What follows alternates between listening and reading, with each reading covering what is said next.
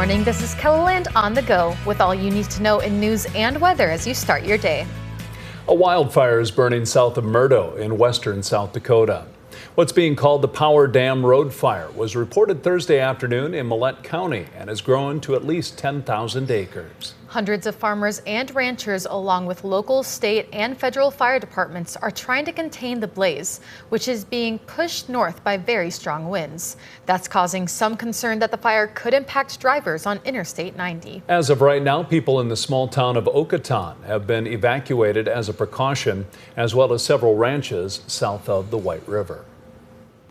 More than a year after authorities investigated a rape at a Rapid City motel, 6 former Mitchell baseball players have learned their fate. Recently, they all pleaded guilty to accessory to a felony. Thursday, a judge sentenced them all to 3 years of probation, a $1,300 fine, and 500 hours of community service in non-sports related activities.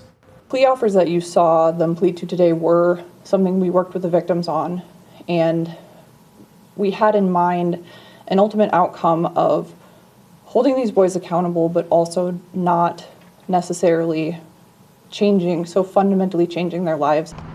Before the sentencing, the judge commended the victim for coming forward. Prosecutors say it's a crime that's been happening among Mitchell Legion baseball players for years, and thanks to this, it may finally stop. A Brandon man has months, if not years, of recovery ahead of him after a car ran into him while he was riding his motorcycle. Chase Hoffman's right leg was severely injured during the crash. However, he doesn't hold resentment against the other driver. My energy is not going to go into who hit me and being mad or anything like that. My energy is going to go into getting better. All in all, it's just been an incredible experience in a weird way to know just how wonderful God is in such a tragic event. There is still a chance that Chase could lose his leg. However, his odds are improving by the day. We posted information on how you can help the family under this story on KELOLAND.com. Heading over to weather, it looks like it's going to be another hot day across the state. And we are looking at that. Temperatures in the 70s and 80s for afternoon highs, well above average. Watching for these scattered showers and thunderstorms later this afternoon and evening, as a weak cold front tries to move in the central and eventually northeastern South Dakota, keeping things dry across southeastern KELOLAND. Brian will have more details on your forecast coming up. Thank you, Scott. The Shields Iceplex will be closed for several weeks due to problems with the chiller. According to their website, the chiller that has been supporting all 3 surfaces of ice at the facility for the past 9 years has stopped working. Crews will start making repairs on Monday. They hope to be fully operational by the start of the winter season in late October. PGA Champions Tour players are set to tee off at the Sanford International this morning. Organizers say conditions at Minnehaha Country Club are the greenest they've ever been for the tournament. The tour's top player, Ernie Els, says conditions are immaculate. So everything can happen around here weather-wise. So hopefully, touch wood, it's going to be dry, but I think it's going to be a little windy. So, it'll be a fair contest. The wind combined with the dry conditions are expected to make the course firm and fast for the players. Artists from near and far will be sharing their talents tomorrow at Good Earth State Park in Sioux Falls. The 3rd annual Indigenous Artists of the Prairie event will include 40 vendors with items ranging from ribbon skirts and beadwork to pottery and woodworking. A chance to celebrate the culture of all the people who have lived here, who still live here, and the artwork and the talents that they have, the skills that they bring. Indigenous Artists of the Prairie is tomorrow from 10 to 3 at Good Earth State Park. The event is free to attend, but a state park pass is required.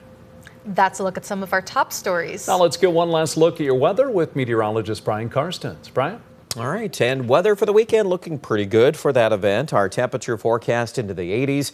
Looks like today, rainfall-wise, a couple of showers and some isolated thunder showers can occur near our frontal system, which is moving into the Mobridge area. Actually, the wind shift is taking place all the way south to the Nebraska border, west of Valentine. But we're not dealing with a lot of depth of moisture there in central and south central South Dakota. So keep that in mind as you look at the rest of the day here. 3 and 4 o'clock, Aberdeen gets involved. We're shooting for highs there in the low 80s, and then things will tend to cool off then once the winds go to the northwest. Will we catch some rain this evening? Well, it's pretty confined there, right along the front. We might spark some showers and thunder showers if you look carefully from Tripp County, Winter area, diagonally to the northeast, all the way up to Sisseton. There is a fine line, but it looks pretty tough for it to hold together much overnight. It might make it into Sioux Falls early tomorrow morning with maybe a stray shower or a thunder shower, but that chance right now is probably below 20% levels. Tomorrow afternoon, though, there's a better chance of some rain developing in south central Ketherland. I would say out around Mission, Martin, up to Kadoka. Some of these areas that, frankly, really do need some moisture. Get that humidity level to come back up. We'll see if that'll materialize there late Saturday afternoon, Saturday evening. Now, on the big scale, the next 10 days. This starts at the, I would say next week, middle of next week especially. The pattern is starting to look wetter.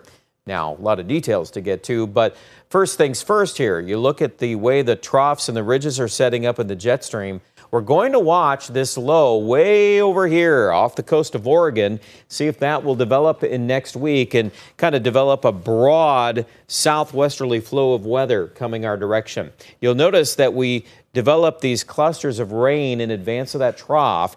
Some of this is on the timeline as early as Monday.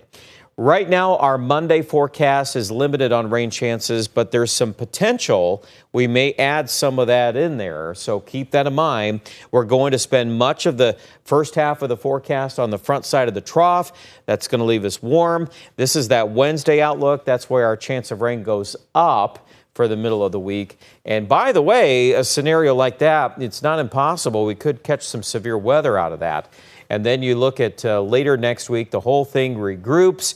A more substantial trough comes in from the northwest just in time for the official start of fall. And guess what? Temperatures, not this weekend, next weekend. How much could it cool down? Well, look at this. This takes us in next week. So at the end of next week, 21st of September, 22nd of September, and Saturday, Sunday. Numbers speak for themselves, don't they? Is that possible for highs? 50s? You bet it is. It's September. We're getting used to all these 80s, but it's not going to last forever. So keep watching when the ball drops on that, and we'll be here in the Storm Center to keep you adjusted on the timelines. Really, right now, though, days 1 through 7, we're not too much concerned about that. It's in the 80s. It's going to be a warm week. It's going to start raining, though, and when the rains come, it looks like it will start being more significant across parts of the northern plains. Same thing for Aberdeen. We've got chances of rain showing up starting Tuesday, Wednesday, Thursday. Pierre and central South Dakota, too. It looks like some rain chances are ahead. And frankly, the temperature starts to be reduced, and that alone will help our fire weather risk, hopefully improvement for the Black Hills. Check out more at KETHLELAND.com.